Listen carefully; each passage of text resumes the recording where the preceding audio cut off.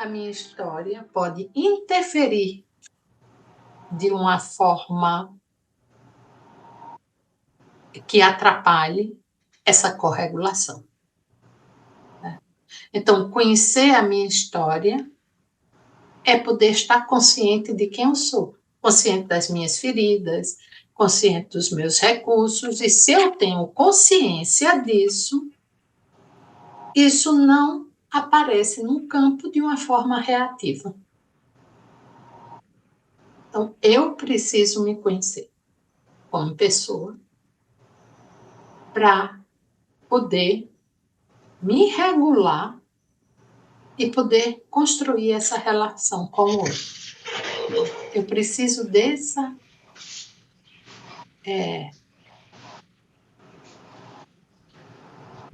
eu preciso dar a mim essa oportunidade de me curar na minha história.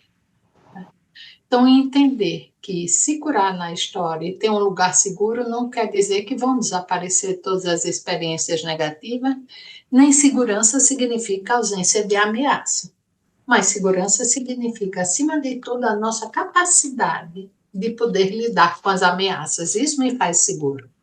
Significa que eu tenho habilidades, que eu tenho recursos para enfrentar os desafios que se apresentam. E a experiência traumática, quando ela vem, o trauma ele dispara no presente, ele dispara exatamente nesse lugar onde eu me sinto totalmente impotente, sem habilidade e sem recurso para lidar com as ameaças, o que tira a minha segurança. Certo? O que tira a minha segurança não está diante do perigo, é não saber lidar com o perigo.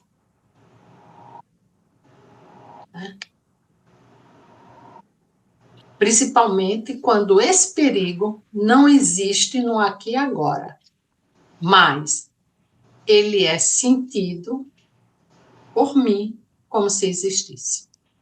Certo?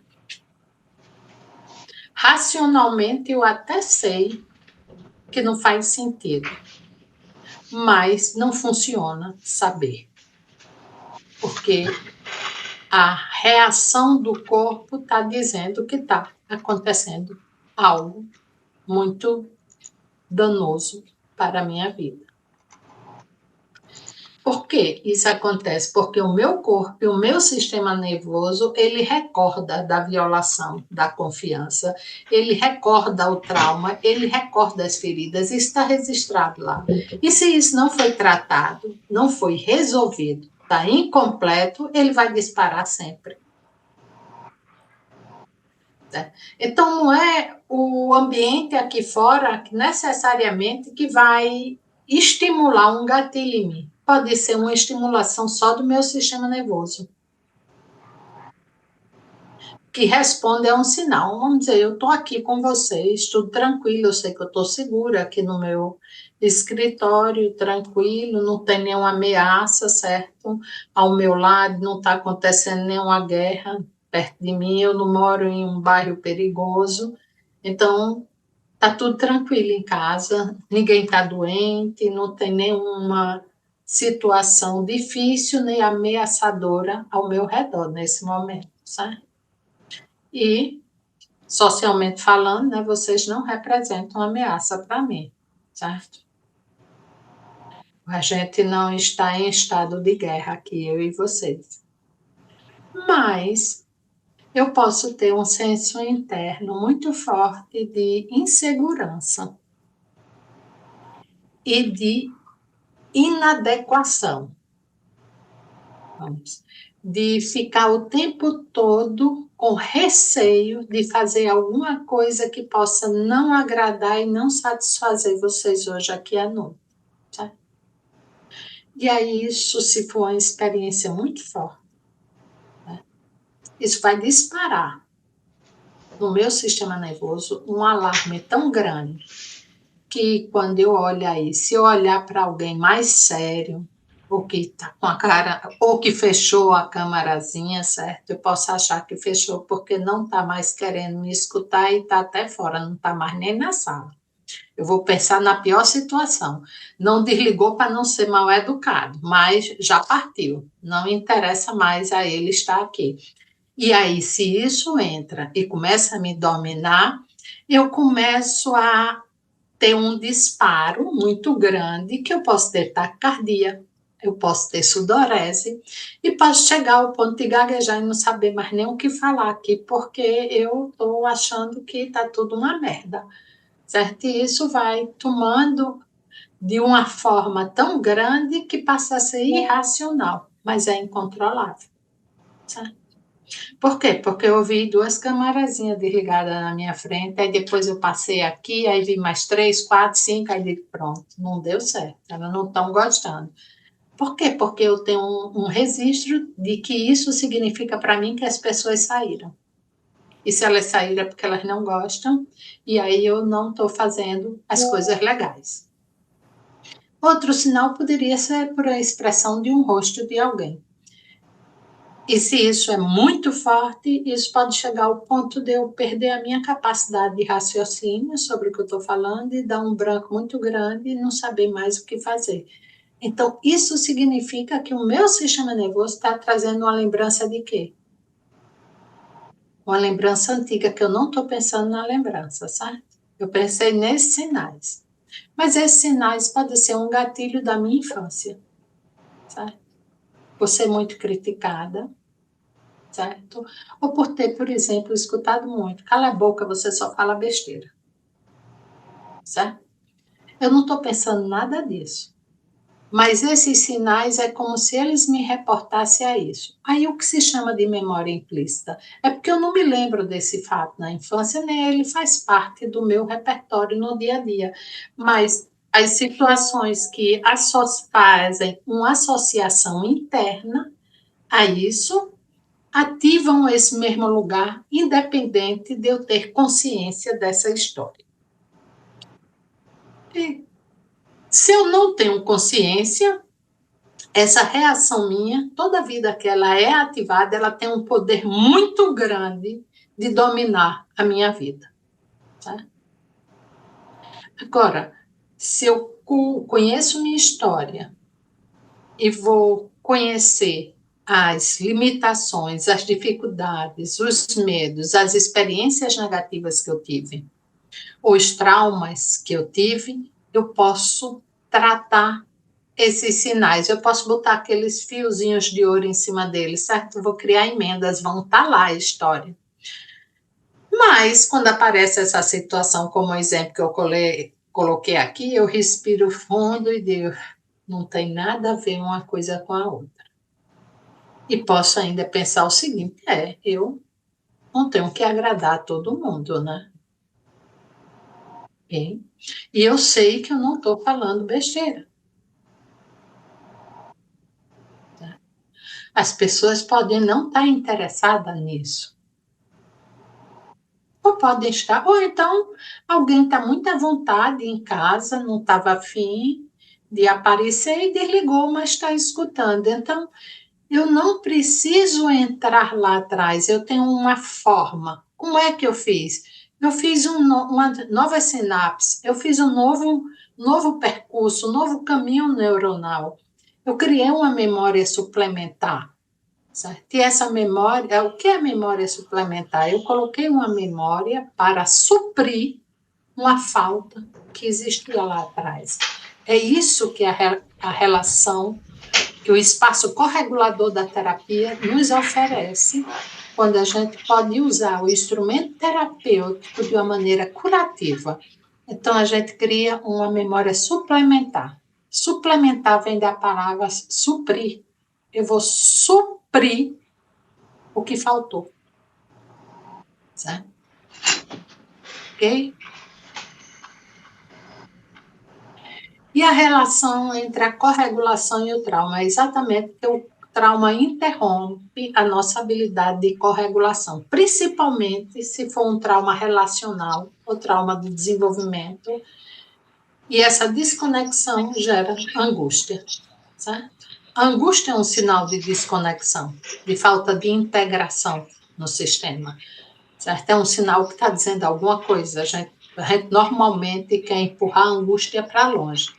Talvez se a gente olhasse para a angústia, por isso que a gente precisa, às vezes, de um espaço terapêutico, de alguém que nos ajude, a gente poder olhar e se conectar com essa angústia para poder cuidar dela, certo? A gente só pode cuidar daquilo que a gente vê, daquilo que pode ser sentido e experimentado, certo? Então, toda relação vai afetar nossas respostas comportamentais. Isso significa a educação. A relação pai-filho afeta nossas relações comportamentais, as relações íntimas, afetivas, mudam o nosso comportamento. Às vezes a gente não muda o comportamento quando tem um namorado, não é? Aí depois que acaba o namoro, a gente muda de novo, né? Comportamento, certo? Que a gente passa a ter outra experiência. Então, pessoas que têm histórias de trauma na infância têm em comum um sentimento, às vezes, de não pertencer àquele lugar, de não pertencer à família, um sentimento de estrangeiro, de estranho, às vezes de se sentir só. Às vezes, sentir-se só é uma experiência autônoma, familiar, de estar fora desse sistema, de não fazer parte, de não ser desejado, certo? De ser um intruso daquele sistema. Tá? Então, o trabalho é reconectar isso quando não existe mais a confiança de que o outro possa trazer uma experiência positiva e restauradora. Então, esse sistema de conexão social nos oferece uma neurocepção de segurança na terapia. Por que isso acontece? Porque o corpo da gente procura reciprocidade. Você sabia que o nosso sistema nervoso, ele detesta as coisas interrompidas. A gente sempre quer fechar, a gente não gosta disso não, certo? A gente só gosta disso. A gente fica esperando que a outra mão feche, certo? Que se encontre. Porque o sistema nervoso, ele não gosta, ele é muito sensível à descontinuidade e às interrupções. Isso muitas vezes podem ser reparadas pela linguagem corporal, pelo contato, pela conexão, pelas sensações viscerais, como também junto e importantes representações cognitivas. Então, o trabalho de integração é um trabalho que tem sensações, sentimentos e palavras. Porque as palavras, elas precisam dar sentidos, sentido à experiência. E as sensações, as palavras dão significado à experiência, e as sensações vão dar um sentido às palavras, porque sem sensações as palavras não têm sentido. Tá? É como se você estivesse lendo uma palavra numa outra língua desconhecida.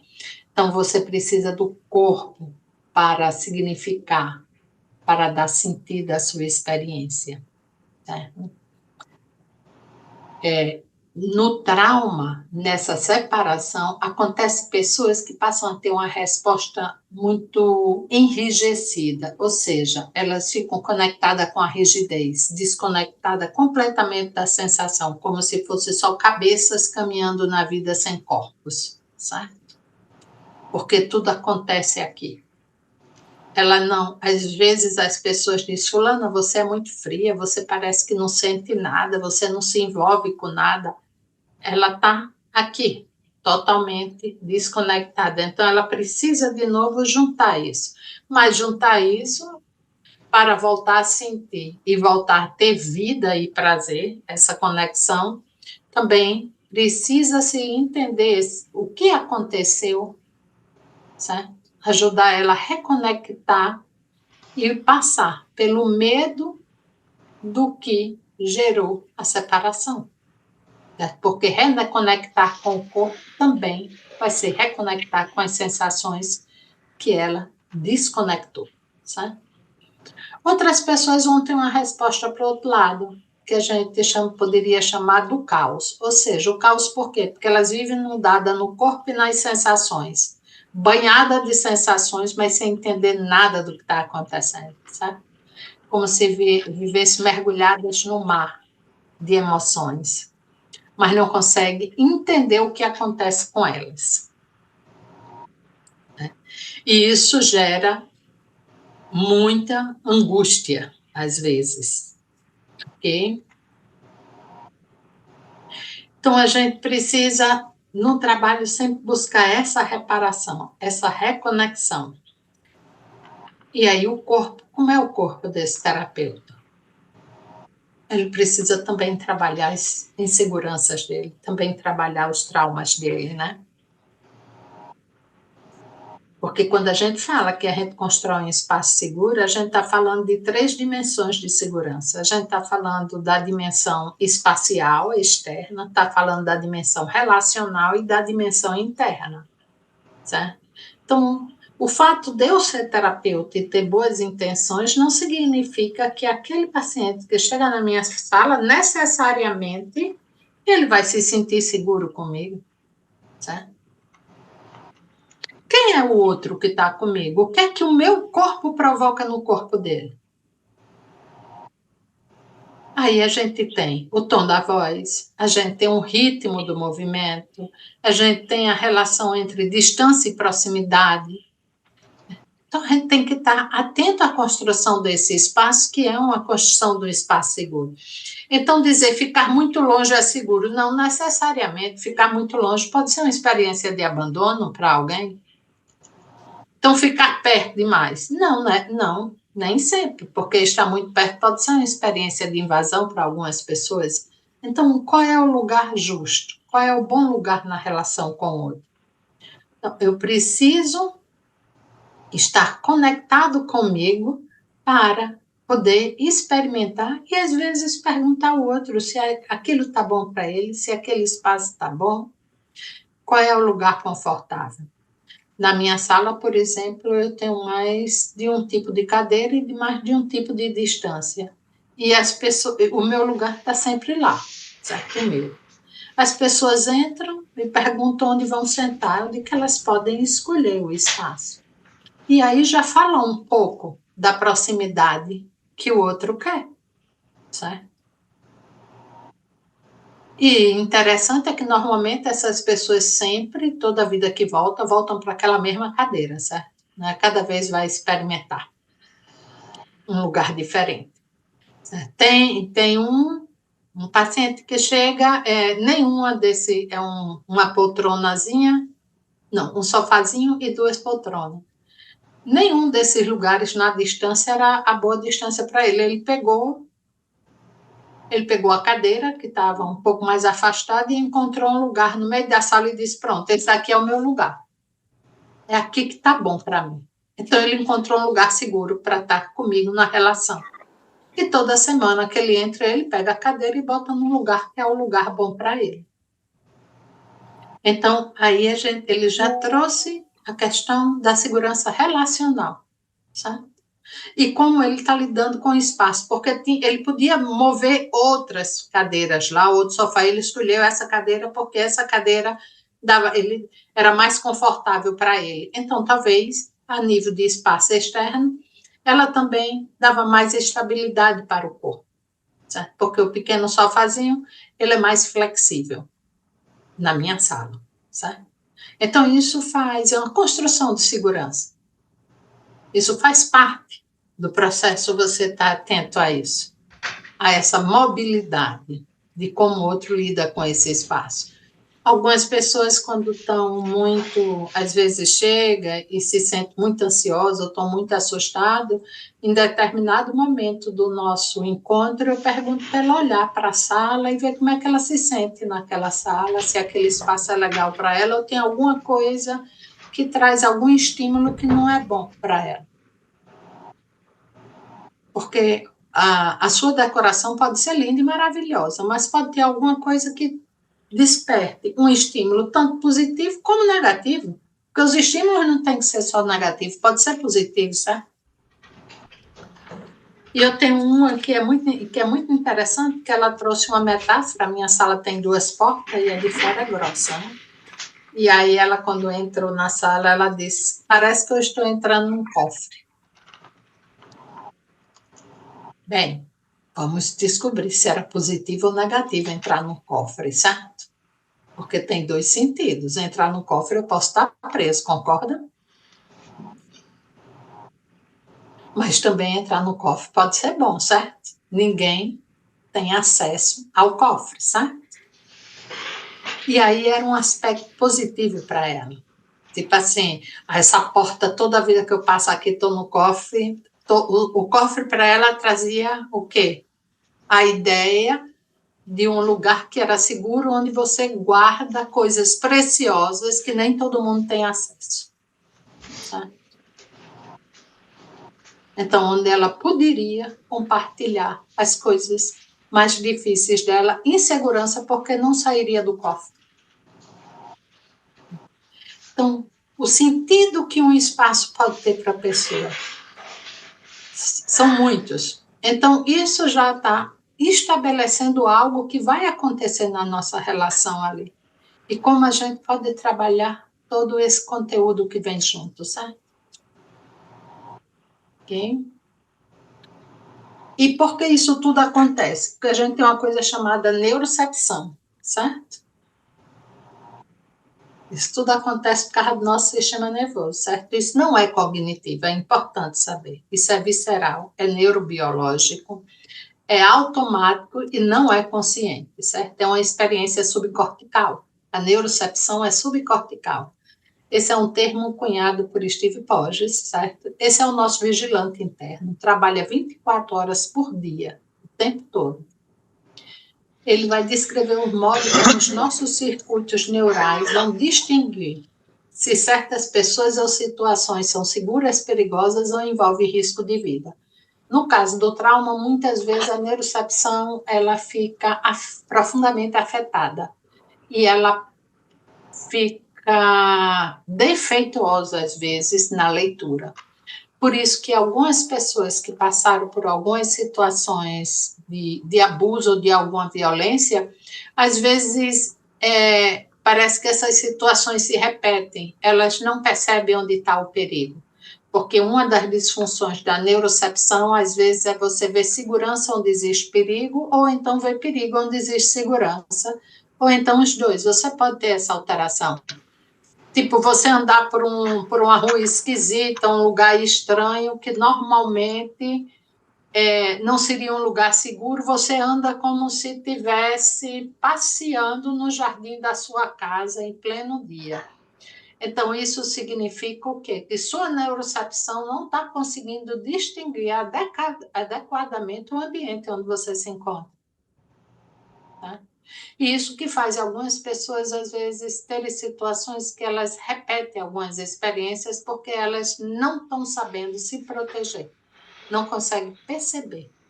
Ou o contrário, onde você vê perigo demais ou não tem e você cria uma alta reatividade, certo? Então, a segurança neurobiológica, certo? Ela é não consciente, está fora da nossa consciência, certo? Funciona o tempo todinho, é uma lanternazinha do nosso sistema nervoso.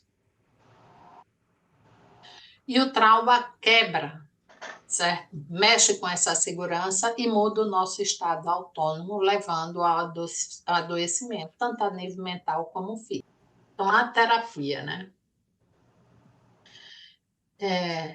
Não sei se para vocês isso seria uma coisa que é bastante clara, né, para vocês, porque a terapia do trauma ela segue um percurso um pouco diferente, né,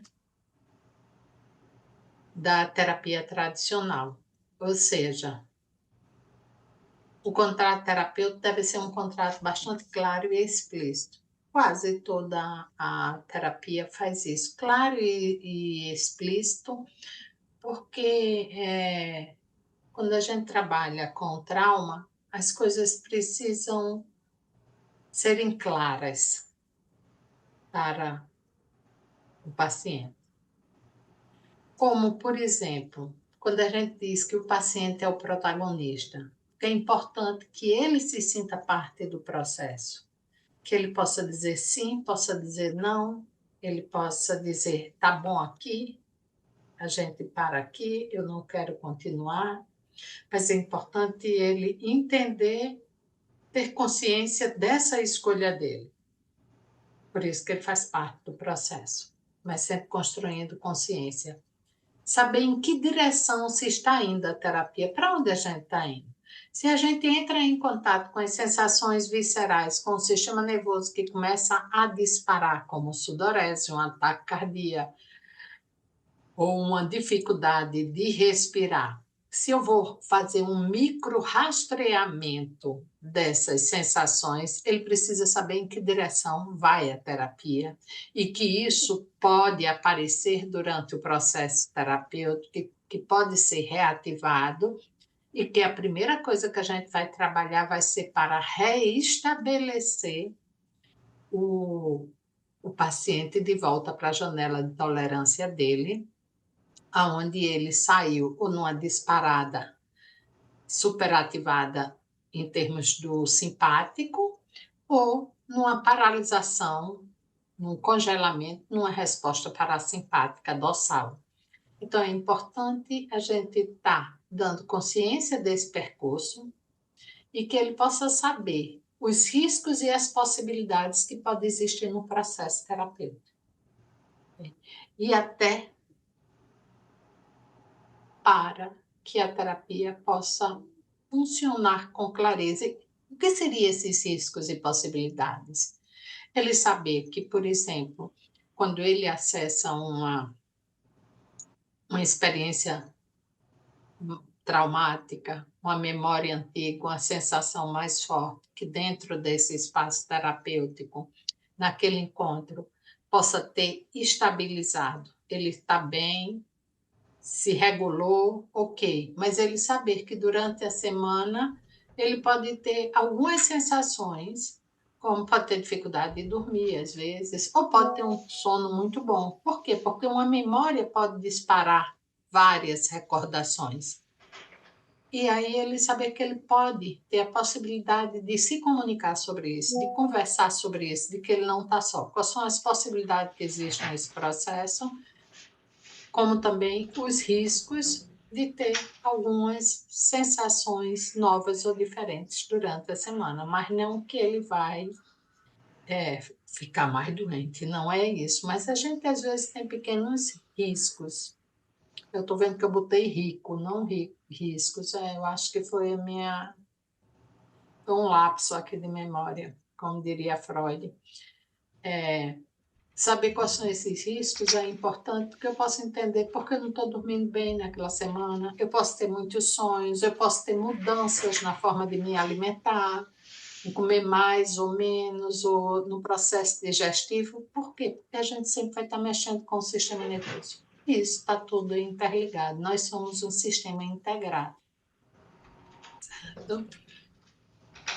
E saber essas coisas é importante porque o que nos assusta muito na vida é o desconhecido. O conhecido, a gente diz, ela falou que era possível, eu senti isso, então ok. Poder registrar essas sensações na semana e quando a gente se encontra na outra semana, poder ver como foi. As coisas precisam estar ligadas, porque é preciso reconstruir uma coerência sistêmica, certo? A gente precisa de coerência, a gente precisa. O sentido e o significado é muito importante. Quando a gente tem consciência de algo, isso ajuda a entender, isso acalma, isso tranquiliza. Aquilo que a gente não tem consciência na vida da gente, a gente repete. Repete, repete, repete. Por quê? Porque nem sabe que está repetindo, já. É daí onde a gente fala a questão do trauma transgeracional, né? Quando falamos que ele passa de pai para filho. Não é só porque a gente pode passar por uma memória celular de DNA, é porque aquilo que não é conhecido e que não é tratado se repete de uma geração para outra. A gente sempre tenta fazer o melhor, mas por que isso se repete? Porque faz parte de uma memória implícita, não consciente. Você nem sabe que está repetindo. A gente repete num gesto, a gente repete numa palavra, a gente repete na atitude, no comportamento. Lembre-se que toda palavra, aqui eu botei, toda palavra tem um lugar no corpo. Toda a história da gente, ela está impressa no nosso corpo. É uma tatuagem invisível, muitas vezes. E tem um poder de revelar um estado afetivo inconsciente. O corpo da gente tem esse poder. Ele tem uma palavra não dita, uma palavra não falada, certo? Então, o gesto da gente fala muitas vezes. Ele conta uma história.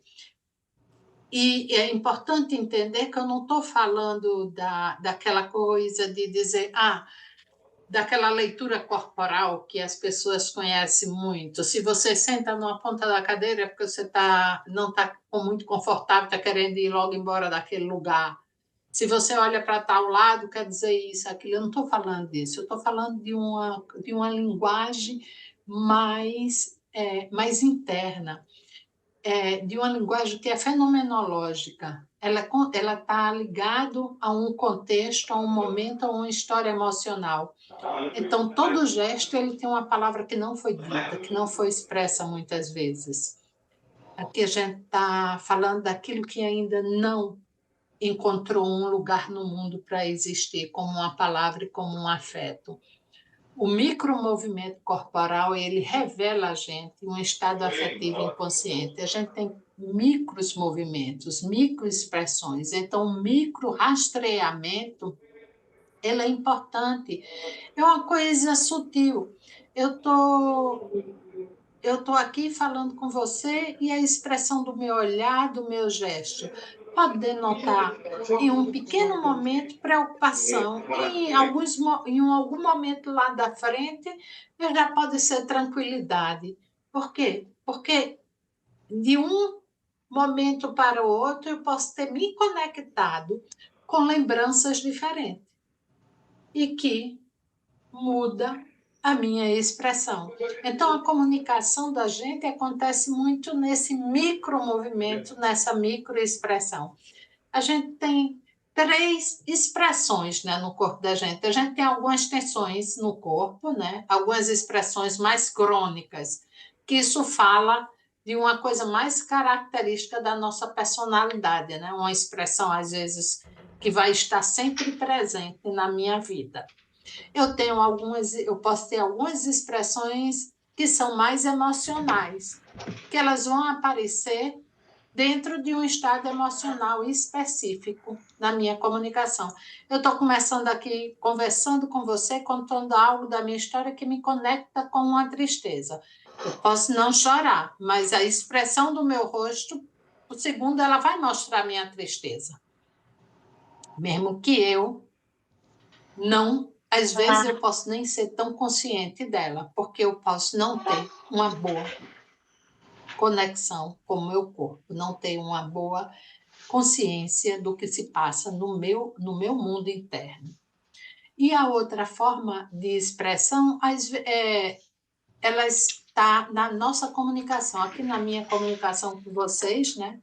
Já tive 1001 expressões diferentes, né? Que passaram, que são as microcomunicações da minha comunicação, que mudou de acordo com o que eu fui falar, do momento da conexão que eu estava com o meu pensamento, com o conteúdo que eu trazia e com a minha comunicação com vocês. Qual é a função quando a gente fala em integração sistêmica no trabalho terapêutico? É reconectar palavra, sentimento, movimento, é reconectar o corpo com a mente, com os sentimentos. Então, a gente precisa ter conectado sensações, sentimentos e palavra. A gente precisa sentir. A gente precisa nomear o sentimento. Né? E a gente precisa entender, contextualizar e entender por que eu estou sentindo aquilo. Às vezes tem pessoas que que chegam muito e elas não sabem por que estão tristes ou porque sentem uma raiva. Elas sabem que aparece, mas elas não sabem por que aquilo aparece. E às vezes elas nem se percebem que o corpo dela expressa aquilo que ela acha que não tá, que não está sentindo. Né? Existe uma confusão às vezes muito grande entre o pensamento e a sensação.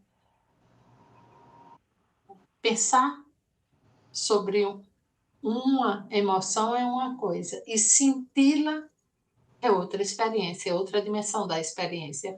Então, a experiência vai estar integrada quando a gente une esses sistemas. Isso permite uma nova organização psicossomática dentro do trabalho terapêutico, essa reintegração ou integração sistêmica. Vai dar uma nova ressignificação da história a partir daquela memória suplementar, certo? Eu crio uma nova memória em cima da minha experiência. A gente pode fazer isso, a gente faz isso de alguma forma todo dia. Toda vida que você conta uma história que você passou, cada vez que você conta de um jeitinho diferente. Porque você já passou por uma nova experiência no outro dia, então a sua forma de se conectar com a sua memória já está diferente, porque você não é a mesma que se conectou com sua memória um mês atrás. Você já experimentou outras coisas e essas experiências faz com que você tenha um acesso diferenciado com a sua memória. Isso é um processo normal, dinâmico da nossa memória. No trauma, o que é que acontece? É como a memória não fosse atualizada. É como tivesse um eu seu, uma parte do seu eu que ficou preso, prisioneiro de uma experiência e que ela vem através de uma sensação que dispara, que às vezes pode vir através de um tom de voz de alguém, que faz com que você fique reativa, se feche e comece a tremer, a ter medo e se sentir em perigo. E você não entende por quê. Então, pensa, muitas vezes o transtorno do pânico está ligado a uma experiência traumática inominável até o momento, inacessível, que ela aparece através do transtorno do pânico. Os transtornos de ansiedade muitas, em sua grande maioria, eles estão associados a uma experiência traumática, porque são reações do corpo que disparam diante de um sinal, que pode vir do mundo externo ou não, pode vir visceralmente do seu mundo interno, certo? Então, a compreensão da psicologia do trauma está dando a gente uma possibilidade mais acurada e para entender melhor alguns adoecimentos psíquicos e psicossomáticos, entender melhor a fibromialgia, os transtornos de pânico, os transtornos de ansiedade, poder ter uma visão maior sobre a depressão, por exemplo, sobre dores crônicas, certo? Sobre alguns adoecimentos orgânicos que acontecem na vida adulta. Os estudos têm mostrado que as pessoas que passaram por experiências adversas na infância negativas têm uma tendência, têm uma predisposição maior a desenvolver doenças autoimunes, a desenvolver câncer, por exemplo, e outras doenças. Isso não quer dizer que elas vão desenvolver, mas elas são mais propensas do que as pessoas que não passaram por essas experiências. Por quê? Porque há uma liberação grande do hormônio do estresse, do cortisol no organismo, o que possibilita e favorece o desenvolvimento de inflamações e de adoecimentos ao longo da vida, certo? Então, aqui gostaria de compartilhar aqui com vocês esse pequeno esquema, só para vocês entenderem o que é a terapia somática do trauma, certo? Então, na terapia somática do trauma, a gente trabalha com a herança do apego, as crenças e o corpo, porque eu trago a ideia, né? Eu até escrevi um capítulo num livro sobre flexibilizando a coraça muscular sobre as crenças e os nossos padrões de tensão no corpo, certo? Porque toda crença ela precisa de uma estrutura corporal, muscular para sustentar ela, certo? Uma pessoa que não é confiante, ela não tem uma postura naturalmente aberta, certo? Ela normalmente tem uma postura mais para baixo, por exemplo. Então, quando a gente trabalha a herança do apego, as crenças e o corpo, e também as heranças transgeracionais passadas de geração a geração, a gente está trabalhando com a memória implícita, está trabalhando com a linguagem processual, porque os nossos hábitos, os nossos padrões de comportamento faz parte da nossa memória processual. São processos aprendidos. A hierarquia polivagal, que dá sustentação e uma abertura muito grande para a gente entender a dinâmica do sistema nervoso e entender principalmente a resposta do trauma, que é uma resposta profunda de paralisação, de imobilidade e de impossibilidade. Certo? Através da hierarquia, a gente pode rastrear e mapear sensações a partir da teoria polivagal. Pode trabalhar para reequilibrar o sistema energético afetivo, que é trabalhar com a nossa janela de tolerância também, trabalhar com a regulação, a autorregulação, a neurocepção e a janela de tolerância, né, que faz parte da teoria polivagal, trabalha o sentido de segurança e o sentido de orientação e proteção. Isso é importante, que ajuda a gente a transitar e a ampliar a nossa janela de tolerância, tornando ela mais larga e mais flexível. Trabalha com a neuroplasticidade, que é explorar e desenvolver recursos como reconstruir memórias, que seria através das nossas memórias suplementares. A gente cria novas memórias, certo? E aí a gente tem a epigenética, que nos fortalece isso, certo? A epigenética, essas alterações epigenéticas, ela afeta a forma como os genes são lidos e interpretados pelo corpo, certo? E isso é importante. Os exercícios neurais, que são exercícios que trabalham a corregulação, integração e conexão. Porque o que entra aqui na importância quando a gente pensa em exercícios neurais, integração e conexão?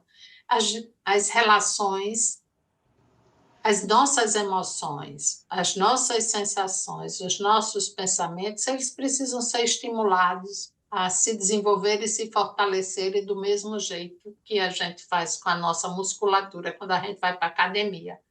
A gente contrai e relaxa, contrai e relaxa. Você fortalece os seus músculos. Então, você também precisa fortalecer o seu sistema emocional.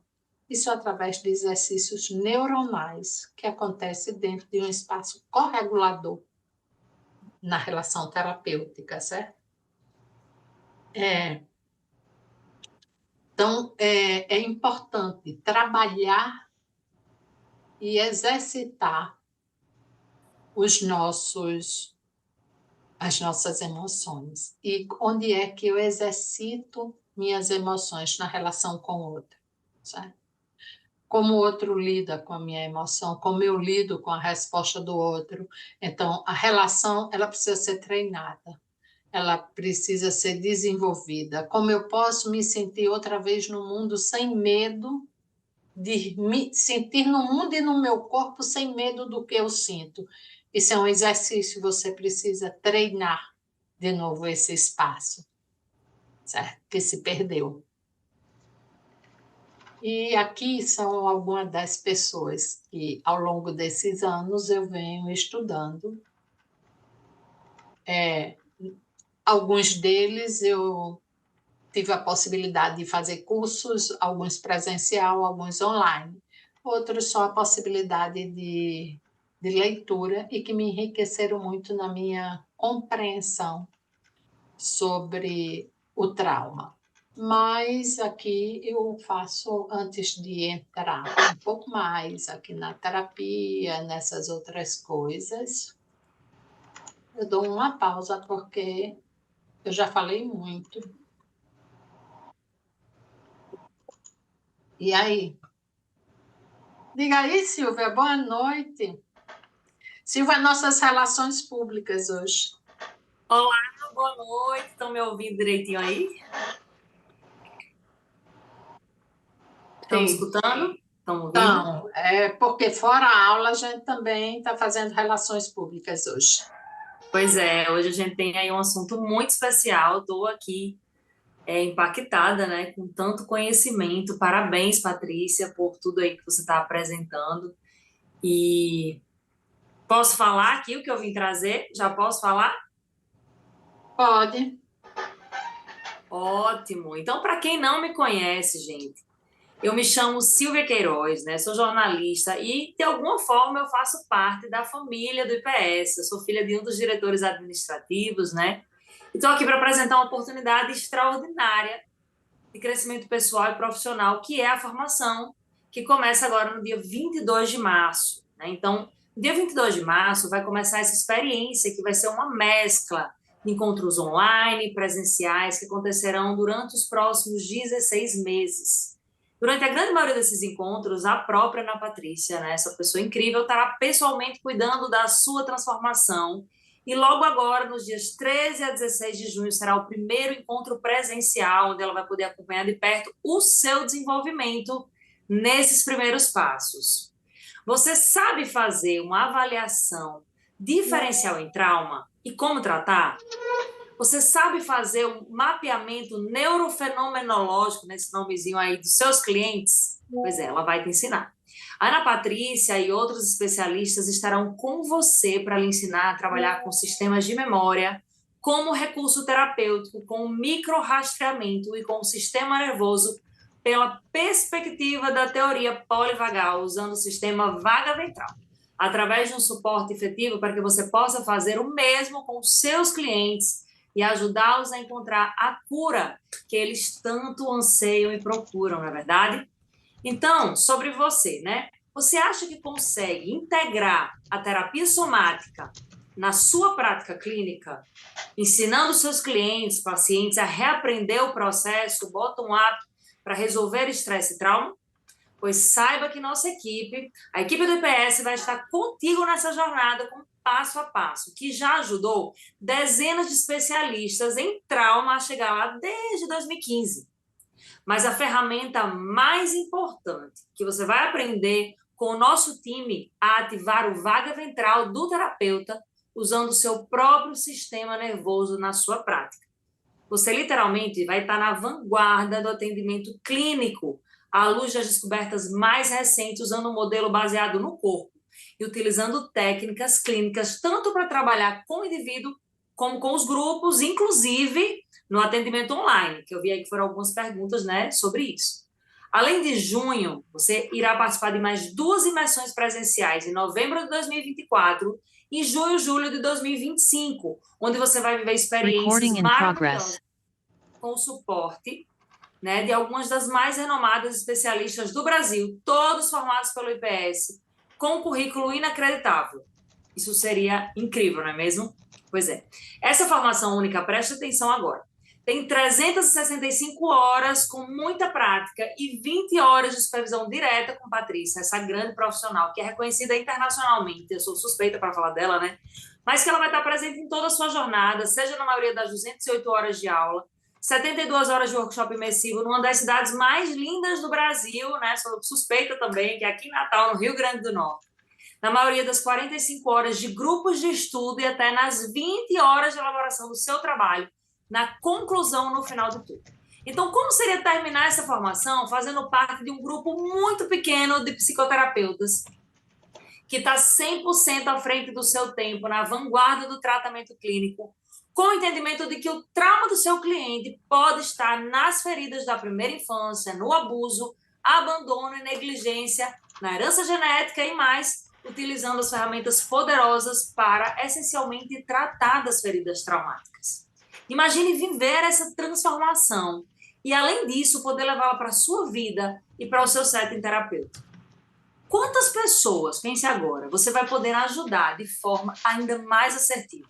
Como seria você poder ver sua prática clínica crescer, você crescer e ainda conseguir atingir seus objetivos, esses que você tanto sonha, encurtando sua jornada com a ajuda de um time incrível, extremamente preparado como esse.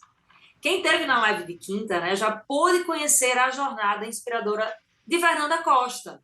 Ela entrou na segunda turma e ela testemunhou não apenas uma evolução na sua própria prática clínica, mas também um crescimento profissional que a levou a se tornar professora e supervisora na especialização do IPS. E cabe dizer que todos os professores têm especialização internacional e foram certificados e supervisionados pelo IPS. Inclusive, o IPS também conta com a participação da professora especialista em tratamento de crianças e adolescentes e adultos, Ana Teresa Coelho, sediada em Lima, no Peru, que integra o corpo docente da especialização.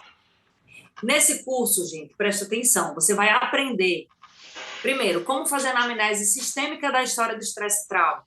Vai aprender a fazer mapeamento neurofenomenológico, compreender o papel da memória no desenvolvimento psíquico e sua função na experiência traumática.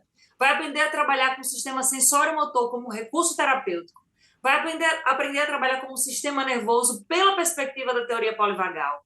Você vai ensinar seus clientes através de um suporte efetivo e reaprender a se regular, usando o sistema vaga ventral para um melhor enfrentamento do estresse e trauma. Integrar o método de terapia somática do trauma na sua prática, ensinar seus clientes através de suporte efetivo e reaprender o processo bottom-up para resolver estresse e trauma. Você também vai aprender a trabalhar com memória traumática, aprender a abordar e resolver sintomas reativos e dissociativos, experimentar e usar eficazmente seu próprio sistema nervoso terapeuticamente, até ativar o vaga ventral do terapeuta, integrar um modelo baseado no corpo em sua abordagem atual, desenvolver técnicas clínicas específicas para trabalhar com indivíduos e grupos. E agora, nesse momento, a gente vai ouvir algumas pessoas que já foram transformadas pela especialização e querem falar de suas experiências. Vamos aos depoimentos, a gente vai poder escutar os depoimentos agora. Como psicoterapeuta, me capacitar em terapia do trauma foi um divisor de águas. Entender como as experiências que vivemos influenciam no nosso corpo, mente e cérebro, principalmente as experiências que vivemos no início da vida, foi fundamental para entender as demandas que eu já recebia na minha prática clínica. Principalmente porque esse era um conteúdo que eu não aprendi e que eu não vi durante a minha graduação, nem sequer era algo que foi mencionado. Então, entender essas questões da neurofisiologia, de como o nosso sistema nervoso funciona, como isso vai influenciar nas nossas emoções, pensamentos, sensações, me ajudou a ter uma prática mais precisa, mais segura, mais efetiva.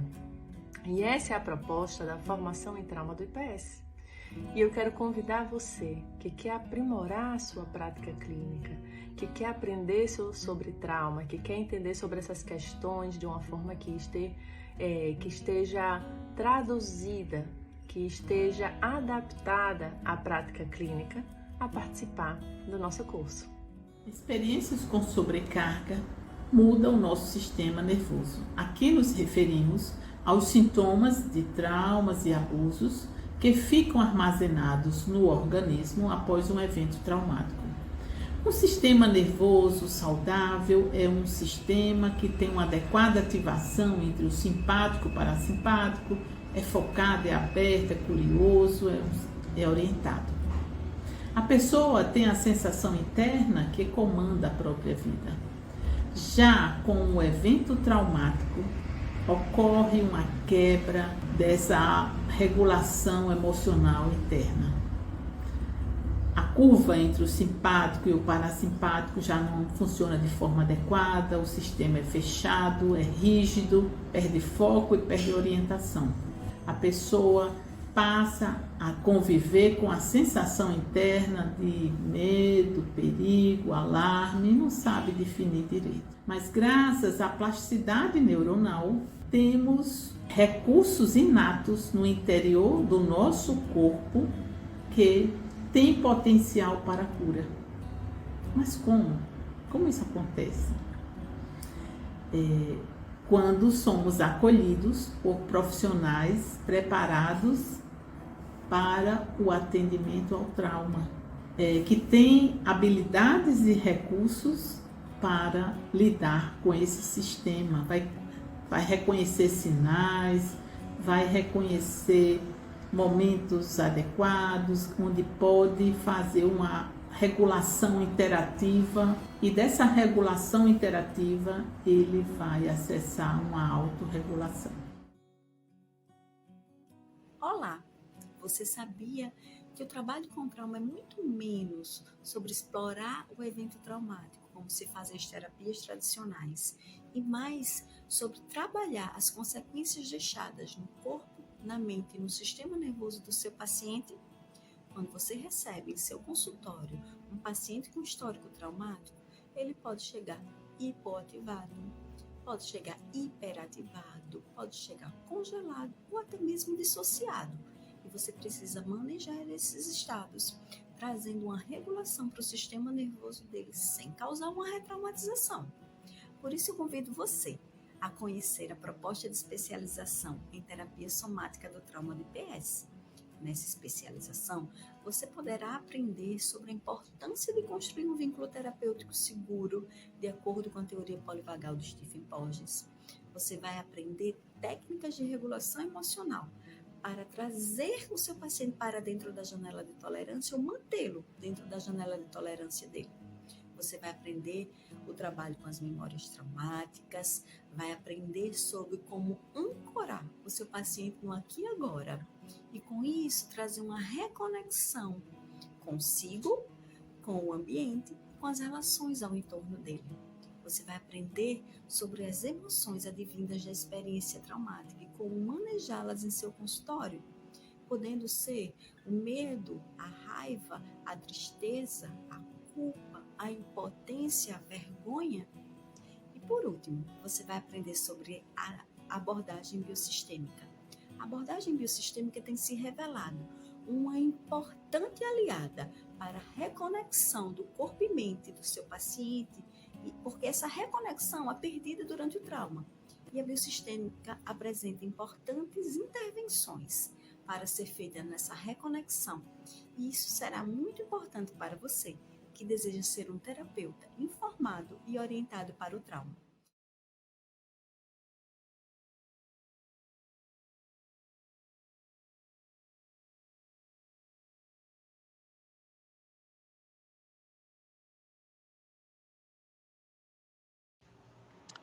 E aqueles que puderam estar até aqui, até esse momento, né, tá aqui conosco, eu agradeço a presença e estou aqui ainda, certo? Disponível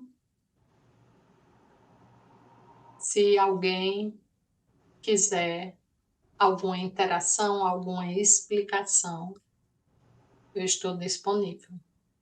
Se não, a gente se despede. Obrigado, Li, pela sua presença e pela essa forma que você está me sentindo nesse encontro. Eu fico muito feliz, né? E além de estudar esses anos todos sobre o trauma e me aprofundar, essa sensibilidade não foi adquirida nos livros, né? Eu fui desenvolvendo ela no meu trabalho pessoal, certo? Como cliente, trabalhando minhas limitações e minhas dificuldades que existem, certo? E que eu tento cada vez mais poder lidar melhor com elas e enfrentar os desafios que a vida me apresenta, né? E que de vez em quando liga meus gatilhos.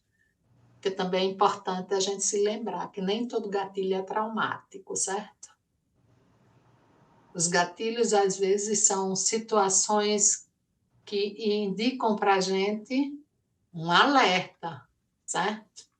E se a gente conhece, à medida que cada um de nós vamos devagar conhecendo nossa história, a gente pode melhorar, certo? Essas relações. Obrigado, Jaimildo, mas eu acho que você já saiu, não sei se você ainda está aqui, já saiu, mas obrigado pela presença. E eu agradeço algumas pessoas assim aqui que eu conheço e sou muito grata por estarem aqui junto, Cristina, Letícia, muito obrigado a todos, Geisa, Juan Carlos e todas vocês, né? Algumas eu estou conhecendo hoje, mas só pelo nome, né? Que eu não pude ver o rosto, mas está de bom tamanho. Adorei a presença de vocês e espero ter contribuído com esse conhecimento, certo? Espero que esse conhecimento tenha contribuído para a vida pessoal ou profissional de vocês, certo? Que tenha valido a pena no seu domingo à noite estar aqui junto.